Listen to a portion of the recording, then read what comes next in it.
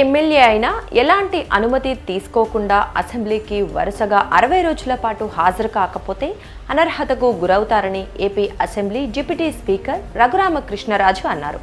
రాష్ట్రంలో మొదటిసారి ఎన్నికైన ఎమ్మెల్యేలకు నిర్వహించబోయే శిక్షణా తరగతుల కార్యక్రమానికి లోక్సభ స్పీకర్ ఓం బిర్లాను ఆహ్వానించేందుకు ఢిల్లీకి వెళ్లిన ఆయన సోమవారం ఏపీ భవన్లో మీడియాతో మాట్లాడారు. సభకు గైర్హాజరవుతున్న వైసీపీ అధ్యక్షుడు జగన్ గురించి విలేకరులు అడగ్గా ఆయన స్పందించారు. జగన్ అయినా మరే ఎమ్మెల్యే అయినా సహేతుక కారణంతో సెలవు కోసం దరఖాస్తు చేయకుండా వరుసగా 60 రోజులు అసెంబ్లీకి గైర్హాజరైతే వారు చట్ట ప్రకారం అనర్హతకు గురవుతారని రఘురామ స్పష్టం చేశారు.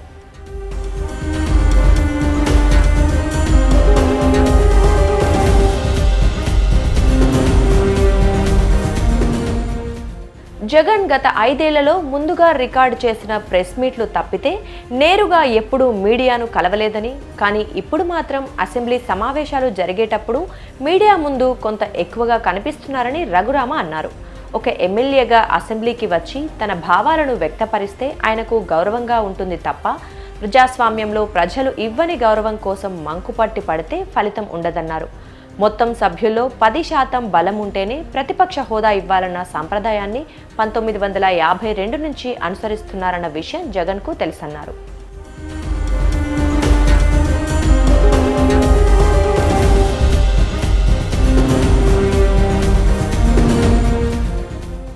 స్పీకర్ అనుమతి తీసుకోకుండానే వరుసగా శాసనసభకు గైర్హాజరయ్యే వారిపై చర్యలు తీసుకోవటానికి చట్టంలోని నిబంధనలు అవకాశం కల్పిస్తున్నాయని రఘురామకృష్ణరాజు తెలిపారు.